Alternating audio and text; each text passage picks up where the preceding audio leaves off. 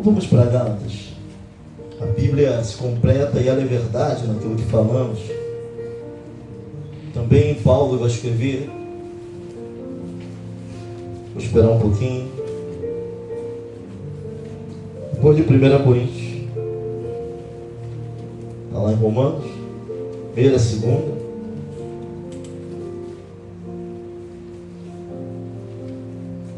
Amém, misericórdia. Amém? Capítulo 4, versículo 1 diz assim: digo, pois, que todo o tempo em que o herdeiro é menino, em nada difere do servo, ainda que seja senhor de tudo, mas está debaixo de tutores e curadores até o tempo determinado pelo Pai. Assim também nós, quando éramos meninos, estávamos reduzidos à servidão, debaixo dos primeiros rudimentos do mundo. Mas vindo a plenitude dos tempos, Deus enviou seu Filho nascido de mulher, nascido sobre a lei, para remir os que estavam debaixo da lei, a fim de recebermos a adoção de filhos. E porque sois filhos, Deus enviou aos nossos corações o Espírito de seu Filho, que clama, Abba, Pai. Assim que já não é mais servo, mas filhos. E se és filho, és também herdeiro de Deus por Cristo. Mas quando não conhecieis a Deus, servis aos que por natureza não são Deus. Mas agora, conhecendo a Deus, ou antes sendo conhecidos de Deus, como tornais outra vez esses rudimentos fracos e pobres, aos quais de novo quereis servir. Só até aqui. Oremos ao Senhor. Pai querido, eterno Deus, nós te adoramos nesta noite. Nós te glorificamos, Senhor, através dos cânticos, dos louvores, das orações, da intercessão, através de uma encenação, Senhor, ao qual o Senhor tem cuidado dos seus. Mas agora é o momento da tua palavra. Se existe alguma mente aqui vazia ou distante, eu te peço, Senhor, que a condição humana da tua igreja ou dessa pessoa não seja um fator impeditivo para que o Senhor haja aqui nesta noite. Eu tenho orado desta forma. Nem a minha condição seja um fator impeditivo, mas que o Senhor possa operar em tudo e em todos. Já está operando, já está falando aos nossos corações.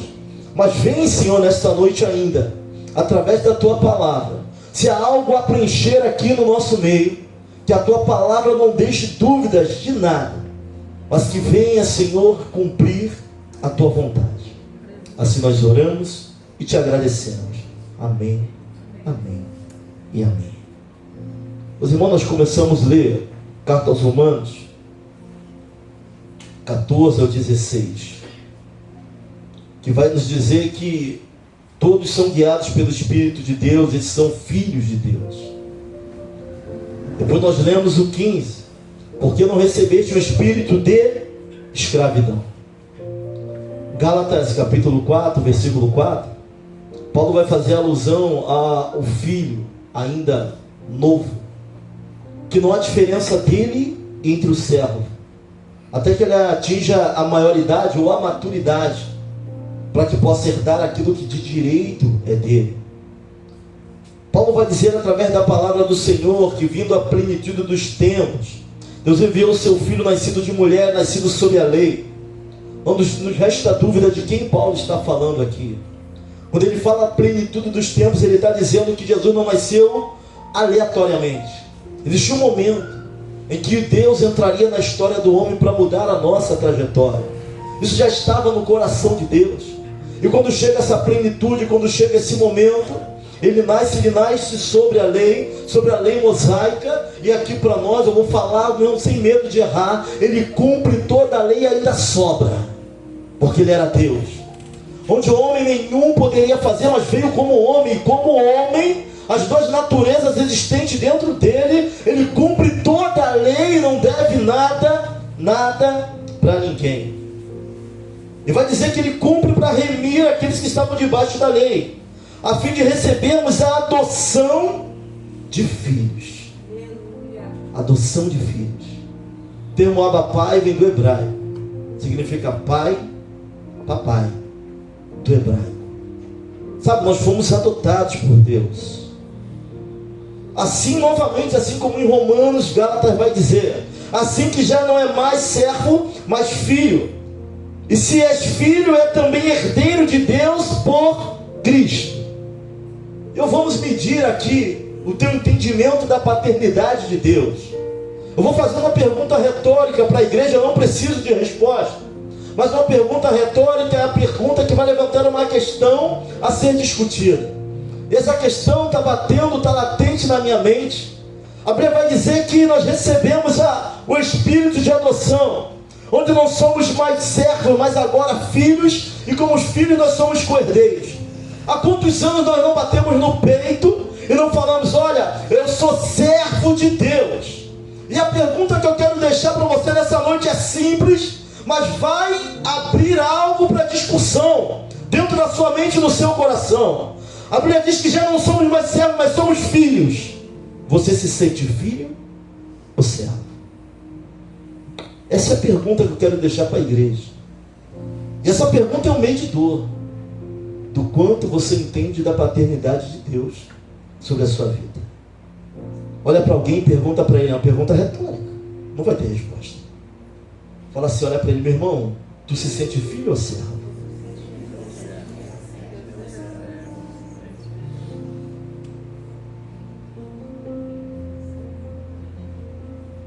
Você prega a palavra, você é do ministério, você ora, mas essa pergunta vai ficar batendo. Você se sente servo ou filho? Você se sente servo ou filho, Nívia?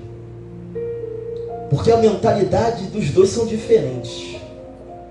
Sabe, a mentalidade de servo é uma, e a mentalidade de filho é outra. Sabe, essa pergunta ela me pegou, presbítero Léo. Porque nesses 10 anos de pastoreio, eu tenho me apresentado como Claudenil, servo do Deus vivo. E talvez essa apresentação reflita muito como eu me sinto diante da paternidade de Deus. Sabe, alguns aqui se sentem servos, mas não filhos. Sabe até quem Deus é e o que Ele é, mas o filho é diferente. Sabe, o servo ele trabalha para o pai, o filho trabalha com o pai. O servo ele trabalha para Deus, o filho ele trabalha com o pai. O servo ele trabalha por um salário. O filho sabe que tudo é dele e ele vai herdar todas as coisas. Glória a Deus. Traz uma simples mensagem, deixa uma simples pergunta. E você vai para casa pensando nisso, como você se sente. Diácono Joel. Mas eu só sou oficial, mas tu se sente servo ou filho? Porque eu nunca vi ninguém se apresentar no púlpito, dizer aqui é o pastor Claudenil, filho e herdeiro do Deus vivo. Pastor, isso parece petulância, isso é Bíblia. O Espírito que está sobre nós é o Espírito de adoção. O pai da orfandade é Satanás. Nós não somos órfãos, nós temos pai. Nós não trabalhamos para Deus, trabalhamos com Deus. Não trabalhamos não trabalhamos para ter no final do trabalho alguma coisa. Nós já somos co-herdeiros com Cristo.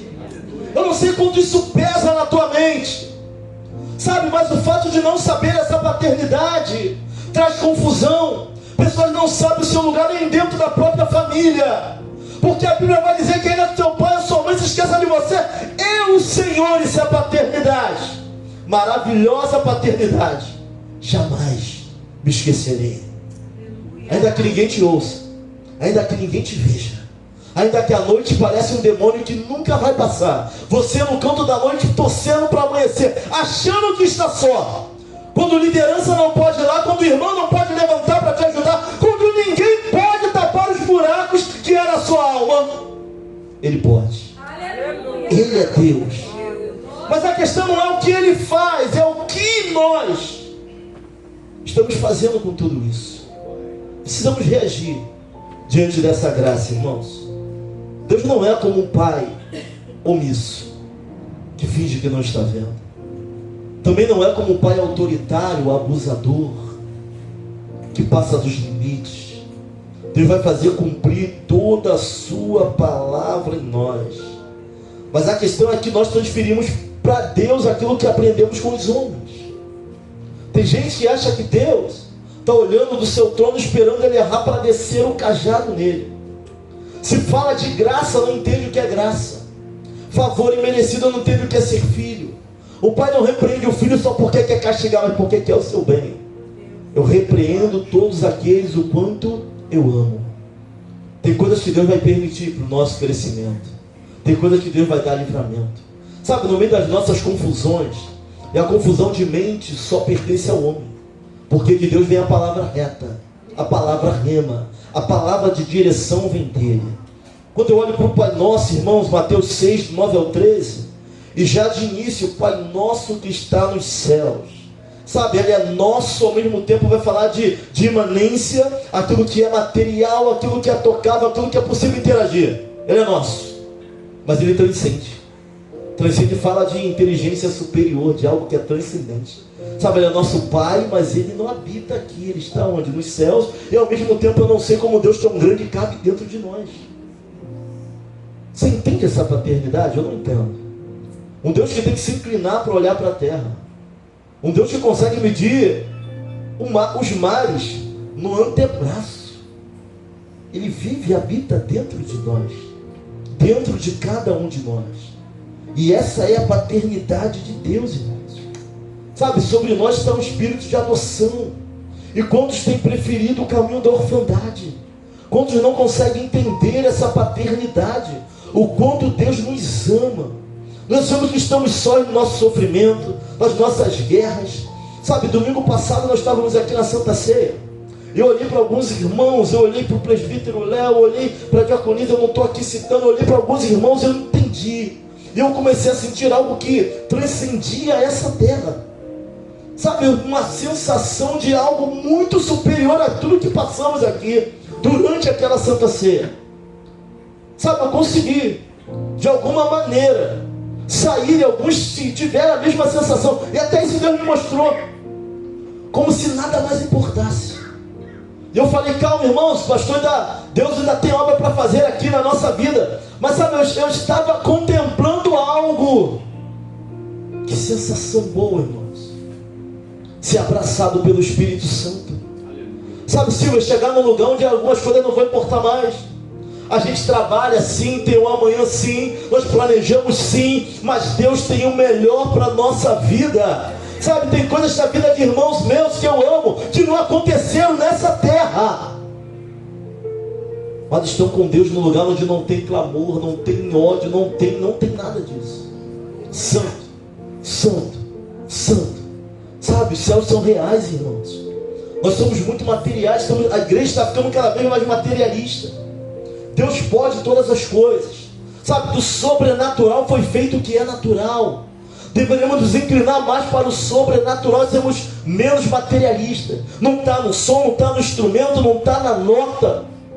Está naquilo que Deus soprou dentro de nós. Sabe, que coisa maravilhosa essa paternidade. Sofremos nessa terra sim, nesse mundo tereis aflições, mas Deus, aquilo que Ele preparou para nós, nem olhos viram, nem ouvidos ouviram, o que Deus já preparou para nós. Pastor, mas Apocalipse dá alguma coisa disso, tá?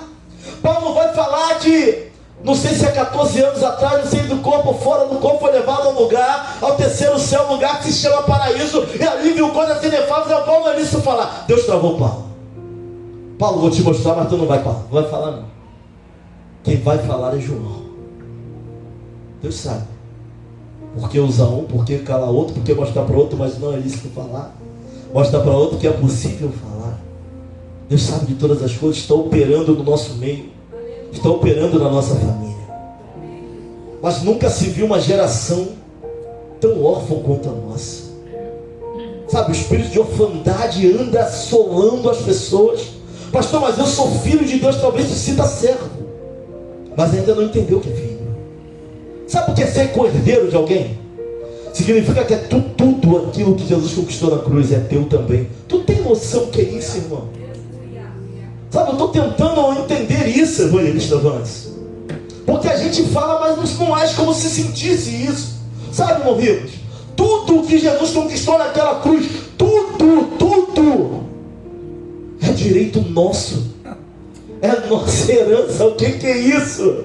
Eu não estou falando de um carro zero, não estou falando de um apartamento ali, não. Eu estou falando de moradas celestiais, irmão. Sabe o que mais ele conquistou na cruz? E era motivo para o crente vibrar. Mas sabe quando o crente vibra?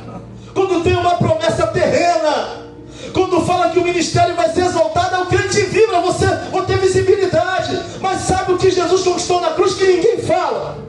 É o motivo da maior alegria do povo de Deus. Ele reconstruiu o caminho até Deus. O véu se rasgou. Nós temos acesso ao Pai. E essa comunhão não tem preço. Não tem preço. Aleluia. Mas ninguém vibra com isso, evangelista Wanderson. Aleluia. A igreja não glorifica mais por isso. Sabe, nós temos acesso ao nosso Pai. Aleluia. O véu que separava não separa mais. Essa é a vitória de todas as vitórias, irmão. Oh, glória! Aleluia! Louvado seja o nome do Senhor! Oh, glória! Santo é o teu nome, Pai! Aleluia! Nós temos acesso ao Pai! Oh, Jesus! Aleluia! Nosso Pai, Felipe! Abba, Pai! Paizinho! Temos acesso a Ele! Aleluia! As marcas dessa geração órfã, indisciplina, dificuldade com autoridade, não consegue se ajustar nos lugares, é a marca dos órfãos. Nada está bom, insatisfeito com tudo, porque o Pai nos ajusta, o Pai nos coloca no prumo, o Pai nos dá direção. E quem tem esse Espírito sobre a sua vida, não anda por aí sem saber para onde vai, para onde vem. Isso é marca de órfão. Quem tem Pai sabe para onde vai, sabe de onde vem, sabe a que lugar pertence, se ajusta em qualquer lugar, porque o Pai está com ele, e onde o Pai está, há ajuste. Aleluia! Oh, glória! Glória a Deus! Sabe, você que serve a Deus, entenda essa paternidade, que ela vai te ajustar, vai ajustar a juventude, vai ajustar tuas emoções, vai ajustar teus pensamentos. Sabe, quem tem, quando fala o Espírito do seu Filho, está falando do Espírito Santo. Gálatas: todos quantos receberam o Espírito do seu Filho, por Ele, são feitos, são chamados filhos de Deus. Quando eu olho para Lucas, já estou terminando, 15, 12, nós vamos ver que o mais moço tinha tudo. E que parábola para falar de paternidade é essa, não é, presbítero Léo? Que parábola! Tinha tudo, mas ele quer sua herança, quer conhecer o mundo. Sabe, ele prefere o caminho da orfandade. Tem órfãos de pai vivo, irmãos. Tem gente que tem pai e mãe cuidando, mas prefere o caminho da orfandade. Tem órfãos de pais naturais, tem órfãos de alma, tem órfãos de espírito. Ele prefere o caminho da orfandade. Ele sai, ele gasta, ele vende tudo. Sabe, e aí ele vai dizer assim: já não sou digno de ser chamado teu filho, faze-me como um dos teus jornaleiros. Mentalidade de escravo. Ele quer voltar, mas agora ele quer o quê? Não sou mais digno. Sabe, a gente julga sair e julga não ser digno de voltar. Você não domina isso. Você não tem direito nem sobre isso. É Ele que resolve, é Ele quem dita, você não. Sabe, ele erra, ele vai falar: agora eu não posso mais ser chamado de filho. Agora ele quer ser como um dos servos. Mentalidade de servo, de escravo, não de filho. Filho sabe que pode voltar. Filho sabe que não há caminho tão distante que ele vá que o pai não alcance. Aleluia! Filho sabe. Quem é filho sabe disso. Ele volta e o pai faz o quê? Abraça, dá anel, honra, tira a capa, dá sandália. Você tem dono, não é órfão. Mas algo está acontecendo dentro da casa ainda tão grave quanto. Tem um filho que nunca deu trabalho, tem outro filho que nunca fugiu a lugar nenhum, mas trabalha por cabrito, trabalha por salário, está fazendo a obra para tapar nas costas. Está fazendo a obra para exaltação do teu nome. Isso é salário, isso é mentalidade de escravo. Nós trabalhamos para Cristo e o reino, já somos herdeiros desse reino. Tem um que vai falar assim, ó pai, que estava todo o tempo com ele, ele nunca tinha matado nada para ele, faz uma festa para o outro. Está trabalhando para quê? Em prol de reconhecimento. Quem é filho não precisa trabalhar em prol de reconhecimento. Ele sabe que dele é o reino. Eu encerro essa mensagem com a pergunta que eu fiz. Você tem se considerado servo ou filho? Eu sei que é difícil mensurar o sobrenatural. Tem se colocado como servo? Você se sente servo? Isso é algo particular teu, tá? Tu é servo ou tu é filho? Essa postura e essa posição pode mudar. Pode mudar a tua noção de quem é Deus. Pode mudar o teu comportamento diante de Deus, da igreja, da sociedade. Se entenderes o amor de Deus, se tu entenderes a paternidade de Deus, pode mudar o nosso jeito de ver e de fazer a obra. Servo ou filho? Não vou perguntar quem é você, a questão é como você se sente. E aí, Felipe? Servo ou filho? Vamos ficar de pé. Começo com uma pergunta e acabo com essa pergunta. O Ministério de Louvor vem aqui.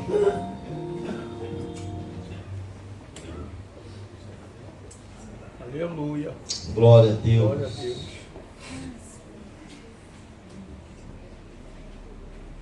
A gente tem tocado bastante esse louvor aqui, sabe? Agora eu vou chamar as irmãs para me ajudar aqui também. Chamar a irmã pastora Janice, a irmã Lívia e a irmã Júlia, ajuda a gente aqui. Tem 3 microfones aqui? Tem?